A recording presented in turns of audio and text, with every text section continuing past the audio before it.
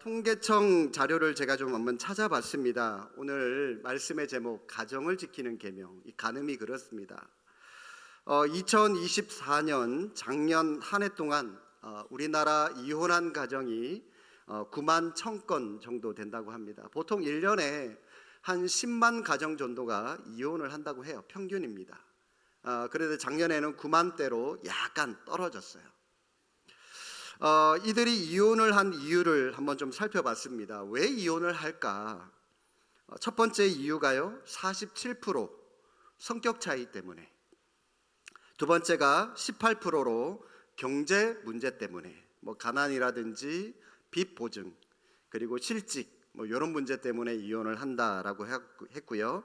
세 번째가요, 16%로 배우자의 불륜 때문에 이혼을 한다라고 그런 통계가 나왔습니다. 이 외에도 배우자의 술, 또 도박, 이런 중독 문제, 그리고 가정 폭력, 그리고 친인척, 또 자녀 문제, 이런 순으로 여러 개의 이유들이 나왔는데, 자, 그러면 우리나라보다 이혼율이 높은 다른 나라들은 왜 이혼을 할까? 이것도 제가 한번 좀 인터넷에 자료를 좀 한번 찾아봤습니다.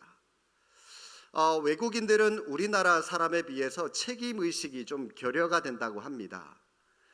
우리나라는 이 가부장적인 그런 의식이 강하기 때문에 남편들은 가장이라고 하는 책임의식이 강해요.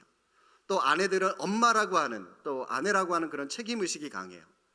근데 외국 같은 경우에 외국인들은 개인주의가 굉장히 강하기 때문에 가장이나 아내로서 내 가정을 지켜야 되겠다라고 하는 책임의식이 외국 사람들은 우리나라 사람들보다 조금 떨어진다고 합니다. 그러니까 이 끊임없는 부부싸움으로 연결되게 되죠. 책임의식이 없다 보니까 부부가 서로 싸움을 하게 되면 서로를 탓하는, 다 네 잘못 때문에 싸우는 거다라고 하는 그런 다툼을 하게 되고요. 그러니 당연히 부부싸움이 잦을 수밖에 없게 되죠. 그리고 그런 사유들이 부부간의 관계가 깨져버리니까 당연히 외도로 이어지게 되고 불륜으로 이어지게 되고, 그러니 그걸 이유로 들어서 이혼을 하게 된다라고 하는 겁니다. 여러분, 우리나라에서는 배우자의 외도가 이혼 사유 중에 3위였었는데요. 세 번째 이유였었는데, 외국에서는 이혼한 부부의 55%가 이 배우자의 외도 때문에 이혼을 하게 된다라고 하는 큰 원인이 되었습니다. 오늘 우리가 살펴볼 이 7계명, 간음하지 말라라고 하는 이 계명은 사회의 가장 기초 단위라고 할 수 있는 가정, 특히 여러분 그 가정 안에서도 이 부부관계, 이 부부가 왜 서로가 이렇게 공고해야 하는지, 그리고 그것을 우리가 어떻게 믿음 안에서 유지해 가야 되는지를 우리에게 설명하기 위해서 명령하신 계명이 바로 이 간음에 대한 7계명의 말씀이라고 할 수가 있습니다. 여러분, 간음이 뭘까요? 간음.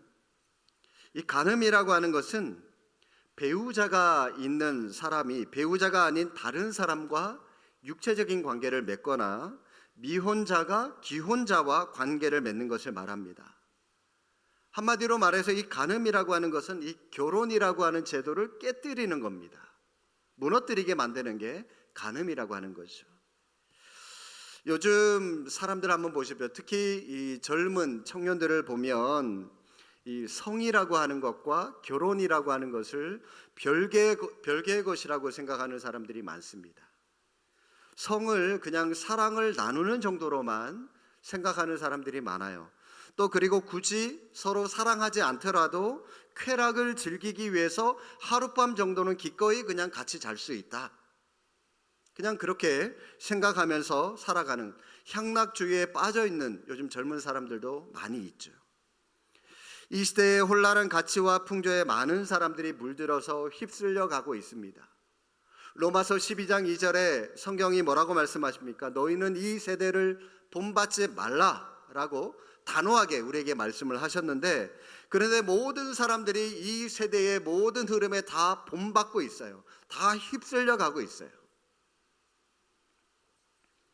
혼전순결이라고 하는 것을 이야기하면, 야, 요즘 시대가 어떤 시대인데 그런 얘기나 하고 있어? 그러면서 그 혼전순결을 말하는 사람을 마치 골동품 취급을 하면서 그 사람에게 면박을 줍니다. 그러나 여러분, 우리의 기준은 세상의 풍조, 세상의 대세가 아니라 성경이 뭐라고 말씀하시는지, 성경이 우리의 삶의 기준이 되어야 한다는 것입니다. 그런데 여러분, 요즘에 이 혼전순결 그리고 외도만큼 우리 사회에 부각되는 더 큰 심각한 문제가 있습니다. 여러분, 어떤 문제가 있을까요? 요즘 교회 안에서 굉장히 많이 떠들썩한 문제, 포괄적 차별금지법이라고 하는 것이 있습니다. 2020년 6월에 국회의원 10명이 법안을 발의를 했는데 사회적으로 큰 이슈가 되고요, 우리 기독교계 안에 큰 문제가 되는 그런 법안입니다. 아직까지 여러분 이게 통과되지는 않았지만 통과돼서는 안 되는 거예요. 왜냐하면 여러분, 이 차별금지법, 누구나가 차별받지 않고 공평한 대우를 받으면서 살아가야 된다. 예, 맞는 말입니다. 당연한 말이에요. 자, 그런데 문제는요, 이 법안의 대상 안에 성적 지향, 다른 말로 말하면 동성애, 그리고 성별 정체성, 다른 말로 말하면 트랜스젠더, 이런 사람들도 차별받지 말아야 된다라고 하는 이 대상 안에 포함되어져 있기 때문에 그게 문제라는 거예요. 왜냐하면 한마디로 여러분, 이 동성애자를 비롯한 성소수자들도 차별받지 말아야 되기 때문에 이 법안이 통과되게 되면 교회에서는 동성애에 대해서 설교를 하지 못해요. 설교하면 이 법에 저촉되는 거잖아요. 그러니 끌려갑니다. 목사들 수갑찹니다. 이 법안이 통과되면 더 이상 교회 안에서는요, 진리를 말할 수 없게 되는 겁니다. 그래서 문제라는 거예요. 제가 동성애에 대해서 매년마다 뭐 한 번, 많게는 2번 정도 주일날 제가 말씀을 드리고 설교를 하는 것 같은데, 한 번 더 정리를 좀 하겠습니다. 동성애는 이성이 아닌 동성끼리 연애를 하거나 결혼을 하는 것을 말합니다. 남자가 여자를 연애하는 것, 여자와 연애하는 것이 아니라 남자가 남자를 연애하는 감정으로 사랑하고, 또 여자도 이성이 아닌 같은 여자를 연애하는 감정으로 사랑하는 것을 동성애라고 말합니다. 남자와 남자, 여자와 여자, 동성끼리는 우정적인 그런 사랑을 해야 되는 것이죠. 그래야 아름다운 거죠. 그런데 여러분, 이것을 벗어나서 타락한 사랑을 하려고 하기 때문에 하지 못하게 막으려고 하는 겁니다. 이렇게 하나님의 말씀을 어기고 동성끼리 동성애를 한 결과 여러분 어떻게 되었는지 아십니까? 동성애자 간의 성행위로 우리나라 에이즈 환자가 급증하게 되었다라고 얘기를 합니다. 보건복지부의 제3차 국민건강증진 종합계획에 따르면 이 동성애자 간의, 특히 남성 동성애자 간의 성접촉이 에이즈 확산의 주요 전파 경로다라고 아예 못 박아버리고 있습니다. 동성애 결혼이 만연하면 출산율이 떨어지고 그에 따른 노동력 감소로 국가 경제가 몰락하게 될 것이다 라고 말합니다. 동성애자들은 심한 우울증이나 각종 질병에 시달려서 자살률이 일반인보다 3배가 높고 평균 수명도 일반인보다 25년에서 30년이 더 짧다고 얘기를 합니다. 이 외에도 사회적으로 부작용이 굉장히 많이 나타나고 있는데, 여러분, 이 동성애는 하나님의 창조 질서를 파괴하는 겁니다.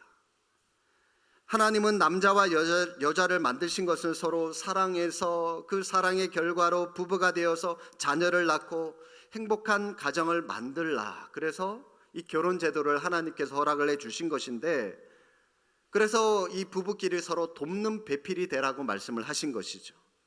이것이 하나님이 창조한 부부고 가정이라고 하는 것인데, 그런데 이 동성끼리의 결혼은 하나님이 만드신 제도를 정면으로 도전하는 거죠. 이것은 하나님이 없다고 부정하는 것과 별반 다를 게 없는 겁니다. 또 여러분, 이 동성애 결혼은 가정이라고 말할 수가 없습니다. 동성끼리 결혼하면 사랑의 결실로 자녀를 낳을 수가 없기 때문이죠. 세상의 모든 사람들이 동성애를 한다면 여러분, 이 세상이 어떻게 될까요? 세상은 급격한 인구 감소로 이어지게 됐고요, 머지않아 멸망하고 말 것입니다. 사람이 없는데. 따라서 여러분, 이 동성끼리의 결혼을 부부라고 할 수도 없고 그들이 이룬 가정을 가정이라고 말할 수도 없는 겁니다. 이것은 수천 년 동안 내려온 가정의 윤리를 깨뜨리는 것이고 나아가 하나님의 창조 윤리를 깨뜨리는 것이라고 할 수가 있는 것입니다. 그리고 무엇보다 여러분, 이 동성애는 짐승들도 하지 않는 짓입니다. 짐승들도 암놈들끼리 사랑하지 않고요, 순놈들끼리 사랑하지 않습니다. 미물에 불과한 벌레들조차도, 짐승들도, 그런 벌레들도요, 순놈은 반드시 암놈과 짝짓기를 하고 새끼를 낳습니다. 사람도 남자와 여자가 함께 짝을 지어 살아가도록 하나님께서 그렇게 결혼 제도라고 하는 설계를 만들어 놓으신 겁니다. 그런데 여러분, 이것을 깨고 동성끼리 결혼을 하고 동성끼리 사랑을 한다면, 죄송합니다, 이런 표현 써서, 짐승만도 못한 짓을 하고 있는 거죠. 하나님의 질서를 파괴하는 겁니다. 동성애는 사랑을 가장한 타락이며 분명한 죄가 된다라고 하나님께서 틀림없이 성경을 통해서 말씀하고 있습니다. 여러분, 성경은 동성애에 대해서 어떻게 말씀하고 있습니까? 레위기 20장 13절 말씀 자막으로 한번 띄워드릴 테니까 함께 한번 읽어보시겠습니다. 누구든지 여인과 동침하듯 남자와 동침하면 둘 다 가증한 일을 행함인즉 반드시 죽일지니 자기의 피가 자기에게로 돌아가리라. 자, 남자에게 한 말입니다. 여자와 동침하듯 남자와 동침하면, 동성애를 하면 둘 다 가증하니까 둘 다 죽여라. 저런 짓을 하지 마라. 앞에서도 말씀드렸지만 여러분, 이 결혼이라고 하는 것은 사람과 사람이 하는 것이 아니라 남자와 여자가 하는 것이 결혼입니다. 하나님의 말씀대로 동성애는 절대로 허용되어서는 안 됩니다. 그런데 여러분, 이런 말이 있죠. 죄는 미워하되 죄인은 어떻게 하라? 미워하지 마라. 이 말처럼 여러분, 이 동성애자를 우리가 미워하기보다는 그리스도의 사랑으로 그들을 품어주고 그들이 회개하고 돌아와서 정상적인 삶을 살아갈 수 있도록 여러분, 우리가 그들을 도와주는 것이 필요합니다. 그러므로 우리는 이 동성애라고 하는 그 자체는 우리가 단호하게 배격해야 되겠지만 동성애자들을 품어주는 것이 필요합니다. 그들이 주님 앞으로 돌아와서 하나님의 창조 질서에 순종하며 살아갈 수 있도록 여러분들이, 혹 여러분 주변에 그런 자들이 있다면 도와주셔야 하는 겁니다. 성경은 창세기에 보면 이 하와를, 특히 여자를 돕는 배필이라고 그렇게 말씀을 하고 있는데, 이것은 여자가 있기 때문에 남자를 남자되게 한다라고 하는 그런 말입니다. 부부는 서로에게 필요한 돕는 배필이 되셔야 됩니다. 남편 때문에 아내는 여자다워지는 것이고 또 아내 때문에 남편은 남자다워지는 것입니다. 이것이 돕는 배필, 서로를 위해서 존재하는 부부가 되는 겁니다. 상대방의 행복이 곧 나의 행복이고 아내의 불행이 나의 불행이라고 하는 것이죠. 여러분, 상대방은 불행한데, 아내는 불행한데 나는 행복해요. 그거는 결코 올바른 부부관계라고 할 수가 없는 겁니다. 그렇기 때문에 여러분, 아내에게, 남편에게 물어보십시오. 조금 닭살 돋는 얘기지만, 여보 나 때문에 행복해? 여보 우리 가정 행복해? 지금 행복하게 살아가고 있어? 늘 점검하세요. 행복하다면 참 좋겠지만, 나도 행복하고 아내도 행복하고 하다면 참 좋겠지만, 나는 행복한데 아내가 행복하지 않다면 문제가 있는 거 아닙니까? 그러면 함께 머리를 맞대고 극복해야죠. 그거 그대로 방치해 놓으면 그게 더 갈등이 더 큰 벽이 되어서 결국은 이혼까지 이룰 수밖에 없게 되는 겁니다. 하나님께서 당시 출애굽한 이스라엘 백성들에게 간음하지 말라라고 하는 7계명의 말씀을 주신 이유가 무엇입니까? 여러분, 성경 한 구절 찾아보시겠습니다. 레위기 20장 말씀으로 넘어가 볼게요. 레위기 20장 10절부터 12절까지입니다. 레위기 20장 구약 성경 177쪽에 있고요. 앞에 나와 있는 자막을 보셔도 좋겠습니다. 함께 한번 읽겠습니다. 누구든지 남의 아내와 간음하는 자, 곧 그의 이웃의 아내와 간음하는 자는 그 간부와 음부를 반드시 죽일지니라. 11절. 누구든지 그의 아버지의 아내와 동침하는 자는 그의 아버지의 하체를 범하였은즉 둘 다 반드시 죽일지니 그들의 피가 자기들에게로 돌아가리라. 12절도 볼게요. 누구든지 그의 며느리와 동침하거든 둘 다 반드시 죽일지니 그들이 가증한 일을 행하였음이라. 그들의 피가 자기들에게로 돌아가리라. 자, 여러분, 어떤 사람들이 나옵니까? 남의 아내와 간음하는 자, 또 아버지의 아내 누굴까요? 새엄마, 새엄마. 그와 동침하는 사람, 또 며느리와 동침하는 사람. 여러분, 이 간음의 수가 상상을 초월합니다. 성경은 단호하게 이런 죄를 범한 사람들을 어떻게 하라고요? 둘 다 죽여라 말씀합니다. 둘 다 죽여라. 성경적으로 타락한 여러 경우들을 이렇게 쭉 언급하고 있는데 여기에 공통적으로 등장하는 말은 반드시 죽일지니라 라고 하는 말입니다. 이 말을 뒤집어 말하면 목숨 걸고 저런 짓은 하지 마라, 그 말입니다. 여러분, 그 당시 이 고대 시대의 이 7계명, 목숨을 걸고 지켜야 될 만큼 중요한 이유가 무엇입니까? 왜 저런 말씀을 저들에게 주셨을까요? 그 당시 이 의식주에 필요한 모든 생필품들을 자급자족해야 하는 그런 경제구도였습니다.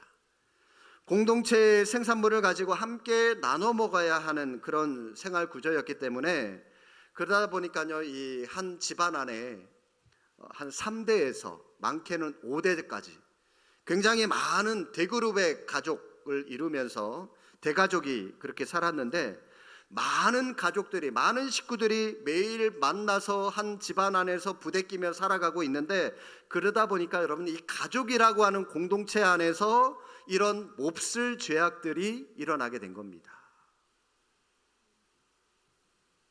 성이라고 하는 것은 하나님의 창조 사역의 한 부분입니다. 하나님은 남자와 여자가 결혼해서 육체적인 관계를 통해서 자손들을 낳고 그 자손들을 통해서 번성하도록 만드셨습니다. 그러니까 여러분, 이 성이라고 하는 것은 그 자체가 아름답고 하나님께서 우리에게 허락하신 놀라운 그런 선물입니다. 그런데 죄가 그 틈을 타고 들어가서 하나님의 아름다운 이 선물을 망가뜨리기 시작을 한 겁니다. 가장 원초적인 관계인 부부 사이에 죄가 들어오고 그러면서 부부 관계가 깨지기 시작을 한 것입니다. 여러분, 이 부부 관계가 깨지면 가정은 저절로 무너질 수밖에 없는 겁니다. 우리나라 헌법재판소가 이부자리 속 문제를 국가가 관리할 수 없다라고 말하면서 2015년에 간통죄를 폐지했습니다. 과연 여러분, 이 부부 간의 문제가 부부의 문제로만 끝나는 것일까요? 그렇지 않습니다. 부부 문제는 함께 사는 가족들의 행복과 고스란히 직결될 수밖에 없습니다. 부부 관계가 무너지면 부모와 자녀 간의 문제, 그 가정의 가족들의 행복과도 같이 무너질 수밖에 없는 겁니다. 실제로 여러분, 이 가정의 문제가 청소년 범죄로까지 이어지고 있습니다. 비행 청소년들, 여러분, 그들의 가정을 조사를 해봤더니 55%가 가정의 불화를 겪었고요, 29%가 가정폭력을 겪은 그런 아이들이었습니다. 청소년 범죄의 84%가 이처럼 가정 문제에서 시작하고 있다는 겁니다. 한 가정, 두 가정, 이렇게 서서히 많은 가정들이 무너지면 결국 나라가 무너지는 것은 시간 문제라는 것이죠. 저는요, 이 가정을 지키지 못한 것에 대해서 나라가 그 사람에게 법적 책임을 물어야 된다라고 저는 생각을 합니다. 1852년 알제리에서 평범한 미국 시민 한 사람이 숨을 거두었습니다. 그때는 그의 죽음을 아무도 기억하지 않았습니다. 그러나 그로부터 30년 후에 그의 유해가 미국으로 돌아오게 되는데 그날 뉴욕 항구에는 개항된 이래의 최대의 인파가 몰려들었습니다. 한 평범한 시민의 주검이 돌아오는 날에 그것을 환영하기 위해서 국무위원들이 한결같이 자리에 같이 했고, 국악대가 등장을 했고, 수많은 뉴욕의 시민들이 그 자리에 함께 했던 것인데, 그 유해가 누구의 유해냐면 존 하워드 페인이라고 하는 사람의 유해였습니다. 여러분, 그 사람이 누구냐면 즐거운 나의 집이라고 하는 그 노래를 지은 작사가였습니다. 즐거운 곳에서는 날 오라 하여도 내 쉴 곳은 작은 집 내 집뿐이리.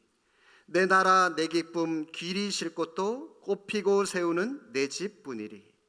오 사랑 나의 집 즐거운 나의 벗 집 내 집뿐이리. 노래를 불러드릴 수 있는데 은혜가 떨어질까 봐 가사만 읊어드렸습니다. 당시 미국은 산업의 발달로 엄청난 부를 향해서 고도로 성장하던 그런 시기였습니다. 그러다 보니까 엄마 아빠 남자 여자 일을 할 수 있는 사람이라면 누구나가 다 산업전선에 뛰어들어가서 일터로 나가서 돈을 벌었습니다. 그래서 많은 사람들이 풍요롭고 여유로운 삶을 살 것을 기대를 했는데, 돈은 많이 벌었을지 몰라도요, 그 여파로 가정들이 서서히 무너지기 시작했습니다. 그러면서 미국 사람들 마음에 비록 가난하고 힘들었지만 그래도 그때가 좋았었다는, 온 가족이 함께 모여서 감사기도 드리고 함께 식탁 교제를 나누며 사랑의 교제를 나누는 그때가 좋았다며 향수와 그리움이 자리 잡기 시작을 합니다. 그때 이런 노래가 만들어졌고요, 많은 사람들의 사랑을 받았던 그런 노래였습니다. 그렇게 30년 만에 돌아오는 존 하워드 페인의 유해를 환영하기 위해서 많은 인파들이 뉴욕 항구에 몰려들었던 것입니다. 성도 여러분, 가족은 정말 소중합니다. 여러분, 우리가 한 푼 더 많이 벌고 남보다 또 일도 많은 일을 하는 것도 중요하지만, 여러분, 마지막에 우리에게 남는 것은 가족밖에 없어요. 결국은 가족이거든요. 지금 우리는 어떤 것이 가치 있는 것인지 혼란스러운 시대를 살아가고 있습니다. 이것도 맞고 저것도 맞다라고 많은 사람들이 말합니다. 가치를 이야기를 하면 고리타분하다라고 조롱을 합니다. 그런 이야기를 듣는 것도 싫어하고 말하기도 꺼려합니다. 그럼에도 불구하고 여러분의 가정과 이 시대의 우리 교회가 이 시대의 마지막 보루가 되어야 한다는 것입니다. 물건도 내 것이 있고 남의 것이 있듯이 사람도 내 사람이 있고 남의 사람이 있습니다. 하나님께서 결혼으로 허락하신 내 사람 외에 다른 사람은 절대로 내 사람이 될 수 없습니다.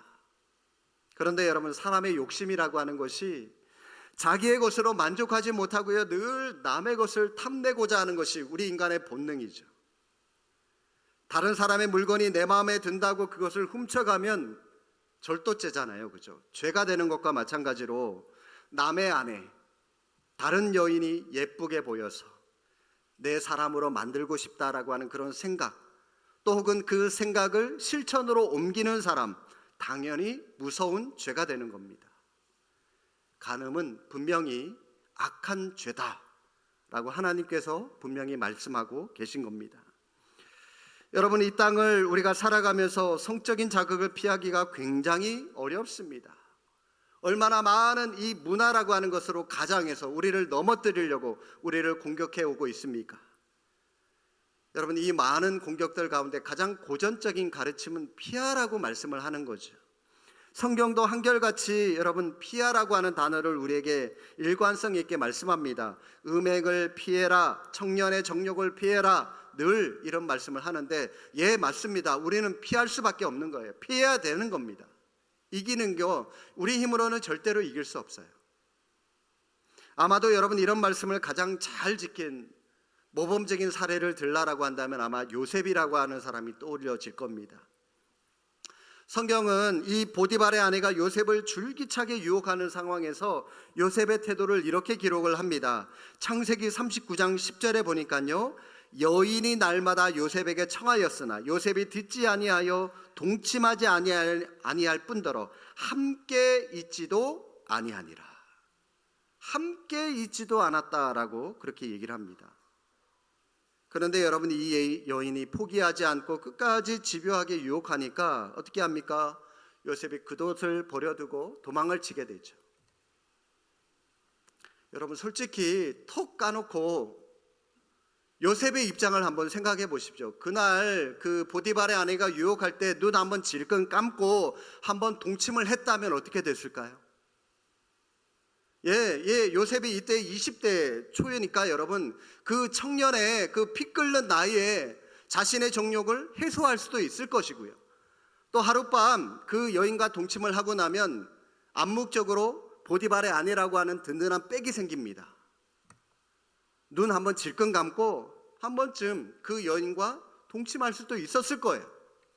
그러나 요셉은 그렇게 하지 않았습니다.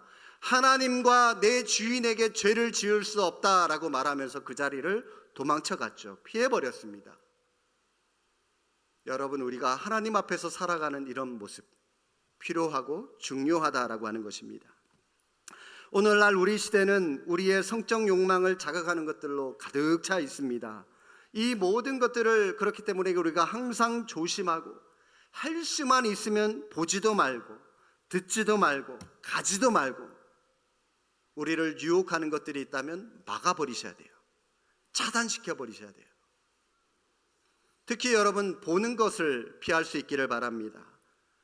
저절로 보여지는 것이야 어쩔 수 없겠지만 그 다음 단계로 넘어가지 말라는 말입니다. 다윗을 보십시오. 왕궁 너머에 이웃집 여인이 목욕하는 장면을 목격을 합니다. 보여지는 것이야 어쩔 수 없다니까요. 그런데 여러분, 다윗은 더 이상 진도를 나가지 말았어야 했어요. 그런데 어떻게 합니까? 신하를 보내서 저 여인이 누군지 한번 알아봐라. 또 알아보는 데서 그치지 않고요, 남의 부인인 줄, 남의 아내인 줄 뻔히 알면서도 그녀를 데려와라. 그리고 하룻밤 동침을 하죠. 그리고 나서 그 흔적을 지우기 위해서 그녀의 남편인 우리야 장군을 죽여버립니다. 계속 수렁에 빠져요.